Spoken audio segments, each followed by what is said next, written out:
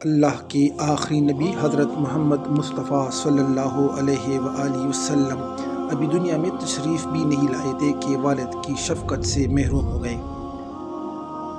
عمر مبارک صرف 6 سال ہی تھی کہ آغوش مادر بھی نہ رہی۔ 2 سال بعد شفیق دادا بھی دنیا چھوڑ گئے۔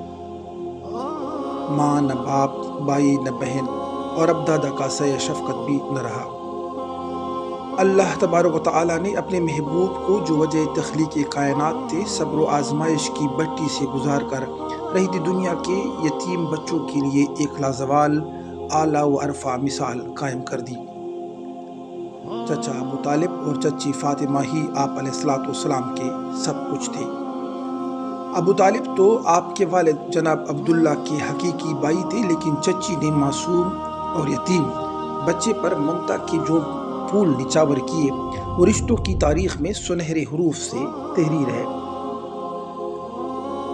جناب عبد المطلب کی وفات کے بعد قبیلہ کی سرداری، خاندان کی سربراہی اور خانہ کعبہ کے متولی کی ذمہ داری جناب ابو طالب کے کندھوں پر آ چکی تھی۔ وہ معاشی طور پر خوشحال نہ تھے۔ اپنے 7 بچوں کے علاوہ اب چہیتے بچی کی سرپرستی اور پرورش کی ذمہ داری بھی آ پڑی تھی۔ ایسے میں سلیقہ شعار اہلیہ نے صبر و شکر، قناعت، سلیقہ مندی، فہم و فراست، سنجیدگی، بردباری، دانش مندی، حکمت اور توکل علی اللہ کے ساتھ سفید پوشی کا برہم برقرار رکھا ہوا تھا۔ انہوں نے بھتیجے کو اپنی حقیقی اولاد پر ترجیح دیتے ہوئے ماں کے پیار کی کمی کا احساس نہ ہونے دیا۔ گھر کی ہر عمدہ چیز اور بہترین پوشاک پر پہلے بھتیجے کا حق تھا، بعد میں اپنے بچوں کا۔ یہ چچی ہی کی تربیت کا اثر تھا کہ 7 بچے حضور علیہ السلام پر جان چڑھتے تھے۔ یوں اللہ کے رسول کے بہن بھائی آل ابو طالب ہی تھے۔ پیار و محبت کے اس مشکبو تعلق کے پیچھے حضرت فاطمہ بنت اسد کا وہ والہانہ کردار ہے جس کی گواہی رسول اللہ صلی اللہ علیہ وآلہ وسلم بار بار دیا کرتے۔ حقیقت تو یہ ہے کہ سرکار دو عالم کی حیات مبارکہ میں جن چند خواتین نے آپ علیہ السلام کے لیے ماں کا کردار ادا کیا، ان میں چچی فاطمہ سب سے منفرد حیثیت رکھتی ہے۔ نبوت کے اعلان کے ساتھ ہی اہل مکہ کی محبتیں نفرتوں میں بدل گئی۔ جو کل تک دوست تھے وہ دشمن بن گئے۔ اس کڑے وقت میں جناب ابو طالب کے ساتھ حضرت فاطمہ ہی تھی جنہوں نے ممتا کی آغوش فراہم کی اور روح کے زخموں پر محبتوں کے پائے رکھے۔ نیز اپنے بچوں حضرت جعفر اور حضرت علی کے ساتھ اسلام قبول کر کے سابقون الاولون کے اعزاز سے سرفراز ہوئی۔ حضرت صلی اللہ علیہ وآلہ وسلم کا دار ارقم میں قیام ہو یا شیب ابی طالب کی قید سخت، طائف کا سفر ہو یا مکہ کے بازاروں میں ڈھائے جانے والے مظالم، ظلمت و کفر، قہر و غضب اور ابتلاء کی اس دور میں یہ چچی فاطمہ ہی تھی جو کبھی رازداری سے تو کبھی آل اعلان حق ممتا ادا کرتی رہی۔ قریش ابو طالب کے پاس جا کر شکایت کرتے تو جواب ملتا وہ ماں ہے اور حضرت محمد ان کے بیٹے، تو ماں کی ممتا کو بیٹے کے پیار سے کیسے جدا کر سکتے ہو؟ فاطمہ ان سے اپنے بچوں سے زیادہ محبت کرتی ہے، میں انہیں کیسے منع کر سکتا ہوں؟ جب انہوں نے اسلام قبول کیا تو اللہ کے رسول علیہ السلام نے فرمایا مجھے کبھی اتنی خوشی نہیں ہوئی جتنی چچی کے اسلام لانے پر ہوئی ہے۔ آپ کا نام فاطمہ، والد کا نام اسد بن ہاشم بن عبد مناف، والدہ کا نام فاطمہ بنت حرم بن رواحہ ہے۔ عبد مناف یعنی ابو طالب سے حضرت علی المرتضیٰ، حضرت جعفر طیار، حضرت عقیل اور حضرت طالب پیدا ہوئے۔ طالب ان میں سب سے بڑے تھے جن کے نام پر ابو طالب کی کنیت ہے۔ صاحبزادیوں میں ام ہانی، جمانہ اور ریتا ہے۔ حضرت فاطمہ رسول اللہ صلی اللہ علیہ وآلہ وسلم کے دادا جناب عبد المطلب کی بھتیجی تھی اور یہ پہلی ہاشمی خاتون تھے جس سے ہاشمی اولاد پیدا ہوئی۔ حضرت فاطمہ جس دور میں پیدا ہوئی اس وقت اہل قریش کی شرافت ذلت و پستی کے گڑھوں میں دفن ہو چکی تھی۔ معاشرہ سخت اضطراب، انتشار اور زوال و انحطاط کا شکار تھا۔ شرمناک خرافات اور جاہلانہ رسومات نے انسانی زندگی کو جانوروں سے بدتر کر دیا تھا۔ اخلاقی اقدار کا جنازہ نکل چکا تھا۔ قریش اپنے آپ کو دین ابراہیمی کا علم بردار اور محافظ سمجھتے ہوئے دوسروں سے افضل و اعلیٰ خیال کرتے تھے، اور اسی احساس برتری نے ان میں غرور و تکبر پیدا کیا تھا۔ عالم یہ تھا کہ ماں، بہن، بیٹی اور بیوی کے مقدس ترین رشتے بھی پامال ہو رہے تھے، یہاں تک کہ اپنی نوزائیدہ بچیوں کو زندہ دفن کر دینا فخر کی بات سمجھی جاتی اور اس کے قصے محافل میں بیان کیے جاتے۔ ویسے تو اہل قریش شریعت ابراہیمی سے کوسوں دور تھے، البتہ خاندان بنو ہاشم کی اکثریت دین ابراہیمی ہی کی پیروکار تھی۔ حضرت فاطمہ بنت اسد خانوادہ ہاشم کی چشم و چراغ تھی، اپنے حسن و جمال اور معصومانہ حرکات کی وجہ سے پورا گھرانہ ان کا گرویدہ تھا۔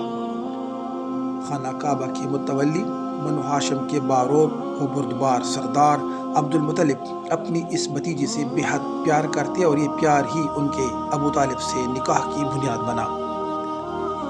اللہ تعالیٰ نے انہیں خوبصورتی کے ساتھ پاکیزہ سیرت سے نوازا تھا۔ شوہر اور سسرال والوں کی دلوں پر راج کرنا انہیں خوب آتا تھا۔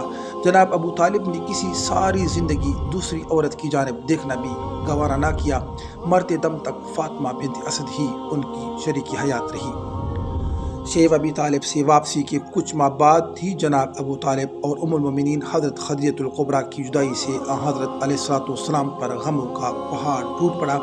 اب قریش کی روک ٹوک کرنے والا کوئی نہیں تھا۔ آزمائش و ابتلا کے اس کٹھن دور میں چچے کی آغوش محبت مزید کشادہ ہو گئی۔ وہ حضور علیہ السلام کی دکھوں پر پیار و محبت کا مرہم رکھتی اور سرپرستی فرماتی۔ اللہ کے رسول اس وقت کو یاد کرتے ہوئے فرماتے تھے، ابو طالب کے بعد ان سے زیادہ مجھ پر کوئی مہربان نہ تھا۔ 14 نبوی سن 622 عیسوی میں عام مسلمانوں نے مدینہ منورہ ہجرت کی تو حضور علیہ السلام کی صاحبزادی حضرت فاطمہ بھی ان کے ساتھ تھی۔ بچوں کی شادیاں ہو چکی تھی، صرف سب سے چھوٹے بیٹے حضرت علی المرتضیٰ ہی باقی بچے تھے۔ ضعیف والدہ کی خواہش تھی کہ مرنے سے پہلے چہیتے بیٹے کا بھی گھر بس جائے۔ کسی گوشے میں رسول اللہ صلی اللہ علیہ وآلہ وسلم کی لخت جگر حضرت فاطمہ الزہرا کو اپنے بیٹے کی دلہن بنانے کی تمنا بسی ہوئی تھی۔ اللہ تعالیٰ کو تو دلوں کے حال سے واقف ہے، چنانچہ حضرت جبرائیل امین بارگاہ نبوی میں حاضر ہوئے اور یوں حضرت فاطمہ بنت رسول اللہ حضرت فاطمہ بنت اسد کی بہو بن گئی۔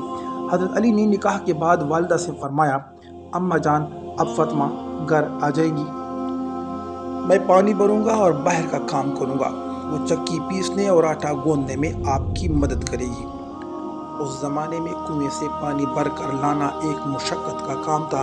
مدینے میں میٹھے پانی کا ایک ہی کنواں تھا جس کا نام بئر روما تھا، جس کا مالک ایک یہودی تھا۔ اسے سیدنا عثمان غنی نے حضرت صلی اللہ علیہ وسلم کے حکم پر خرید کر مسلمانوں کے لیے وقف کر دیا تھا۔